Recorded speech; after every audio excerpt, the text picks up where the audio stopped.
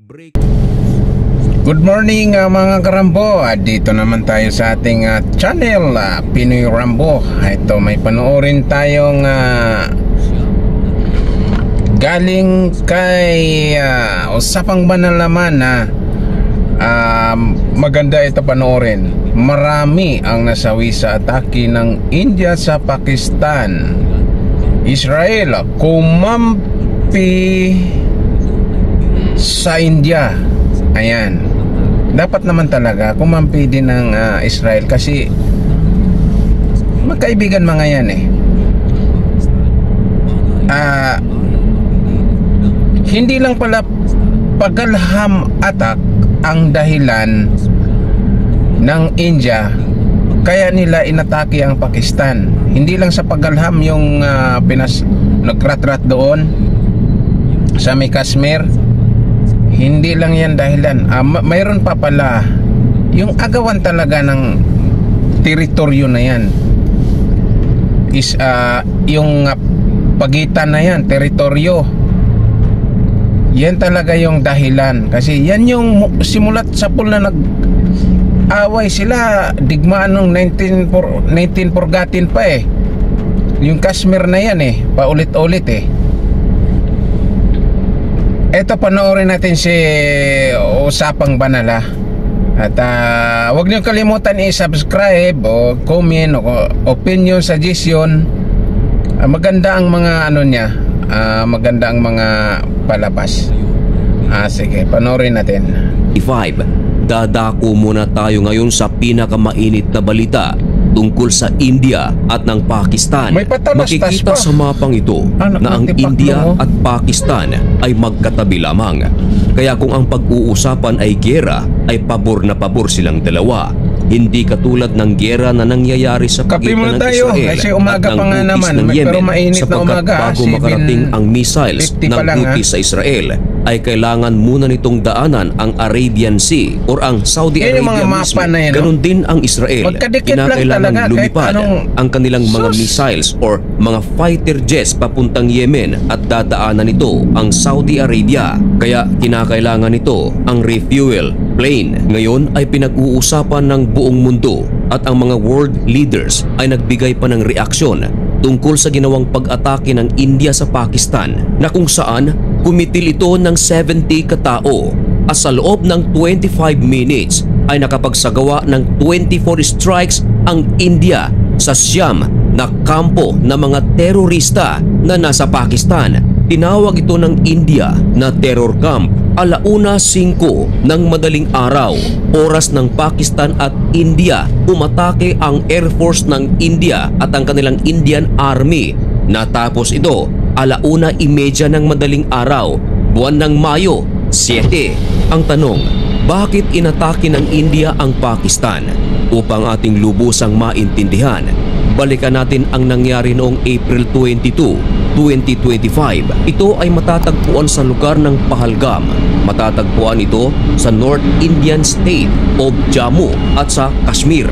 Ito ay kilala sa napakagandang lugar dahil sa kanilang mga lake, mga cave at mga templo. Dinarayo ito ng napakaraming mga turista buwan-buwan mula sa iba't ibang panig ng mundo.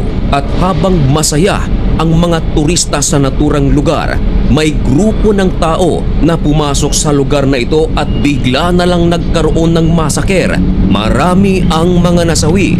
Nagdalamhati ang India sa pangyayaring ito at ang Prime Minister ng India na si Modi ay nangako na paghihiganti sa pag-ataking ito. Mabilis na nagsagawa ng investigation ang gobyerno ng India at ayon sa kanilang final result ng investigation, ang may kagagawa nito ay Pakistan. Pero ito ay bagay na itinatanggi ng gobyerno ng Pakistan. Lumipas ang 2 linggo at kahapon, May 7, sumabog ang balita na nagsagawa na ng isang napakalaking airstrike ang India sa Pakistan. Ngayon, take note mga kaibigan na ang pinagmulan ng away na ito ay nagmula sa lugar na Pahalgam na nasa Kashmir. Pero alam niyo ba mga kaibigan na hindi ito ang unang pagkakataon na nagkagera ang India at Pakistan Pakistan at ang pinagkaguluhan nila mga kaibigan ay ang Kashmir pa rin. Sa madaling sabi mga kaibigan, ang India at Pakistan kapwa may claim sa Kashmir. Inaangkin ng India ang Kashmir. Inaangkin din naman ng Pakistan ang Kashmir. Kahit noong 1947, buwan ng Agosto nang ang India at Pakistan ay nagkaroon ng kanilang independence mula sa Britanya, ay dati nang merong sigalot ang India at Pakistan at ang dahilan ay Kashmir. Taong 1949, ang India at Pakistan ay nag-agree na magkaroon ng ceasefire at inirekomenda ng United Nations na ang magkabilang panig ay magkaroon ng linya. Ito ay gagawin sa Kashmir. Ibig sabihin mga kaibigan, malayang makakapasok ang mga Indian, malayang makakapasok ang mga Pakistan sa lugar na ito. Taong 1965, muling nagkagera ang India at Pakistan at ang muling dahilan ay Kashmir. Lumipas ang maraming taon, bahagyang nagkaayos ang Pakistan at India. Pero pagsapit ng taong 1999, muling nagkagera ang India at Pakistan. Ang punot dulo ng kanilang gera walang iba kundi ang Kashmir pa rin, sapagkat ang India at Pakistan ay kapwa inaangkin ng buo ang Kashmir. Ngayon, balikan natin ang nangyari sa Pahalgam balikan natin ang nangyari sa Pahalgam, April 22, 2025. Take note, ang Pahalgam ay nasa Kashmir. Maraming mga turista ang nakakapasok sa lugar na ito, both Indian and Pakistan. At dahil madali lang makapasok mga kaibigan ang mga Pakistani sa lugar na ito ang itinuturong dahilan ng India na sinamantala ito ng Pakistan upang magsagawa ng pag-atake sa lugar na ito. Tinawag ito ng India na massacre. Napakaraming nasawi nito mga kaibigan. Kahit ang iba't ibang world leaders ay nagbigay ng pakikiramay at nangako ang Prime Minister ng India na si Narendra Modi na bibigyan ng hustisya ang mga nasawi sa naturang pag-atake. Kaya ayon sa mga eksperto, ang punot dulo ng gera ngayon sa pagitan ng Pakistan at India ay agawan pa rin ng teritoryo. Lubha itong delikado mga kaibigan sapagkat ang India at Pakistan ay kapwa mga nuclear power. At maliban pa riyan mga kaibigan ay nakakaladkad ang mga pangalan ng mga bansang superpower sapagkat ang India kaalyado nito ang Israel, isa ring nuclear power country, ang United States of America, maging ang UK at ganun din ang Pakistan. Alam nyo naman siguro mga kaibigan na ang China ay sumusuporta sa Pakistan. Ganun din ang Russia. Nagsalita na ang kampo ng Israel sa pamamagitan ng ambassador nito na nasa India. Ayon sa kanila, we stand with India. Ngayon, sa ginawang pag-atake ng India sa Pakistan, sumagot na ang Pakistan.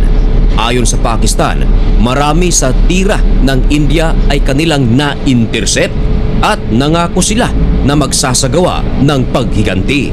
Nako, sana lang mga kaibigan, sana lang hindi na sana ito lumaki pa sapagkat kung magkataon mga kaibigan, napakalaking gulo nito. Hindi pa nga natatapos ang giyera sa pagitan ng Russia at ng Ukraine, Israel at ng Hamas, Houthi at Hezbollah.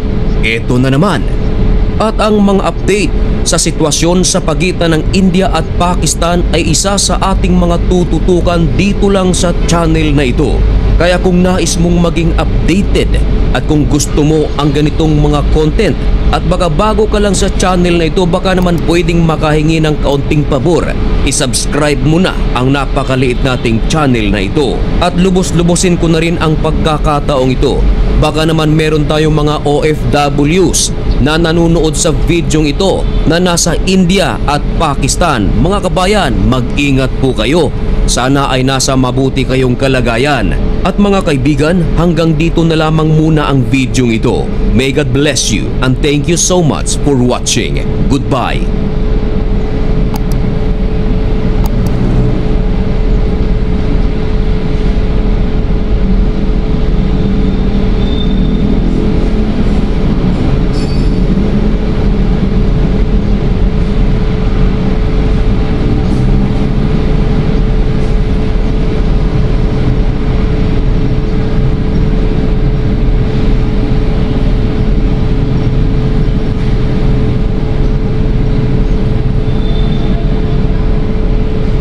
O ngayon, ano masasabi nyo mga karambo?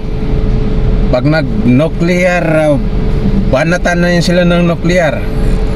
Sa tingin nyo, sinong may nuclear talaga? Tested na ba yung mga nuclear nila? Yung Pakistan, ang sabi ng India, bluff lang. Hindi totoong may nuclear ang Pakistan. Itong India, hindi ito bluff. Kasi wala nga kimi-kimi, umatake nga eh. Itong may nuclear.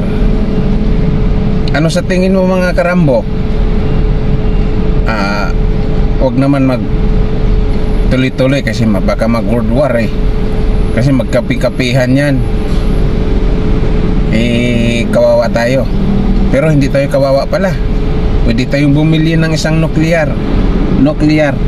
Mayaman naman ang Pilipinas eh. Bili lang tayo sa Amerika. Ano masasabi nyo? Comment ng suggestion ng opinion lang kayo dito. Kayo usapang banala. At kung ako naman ang inyong i-comment ng suggestion ng opinion, pag-comment nga kayo. Wala nga akong mabasa dito eh. Hindi ko alam kung padamihin ko ba itong aking YouTube at aking channel. Pero padamihin natin, hanap tayo ng iba.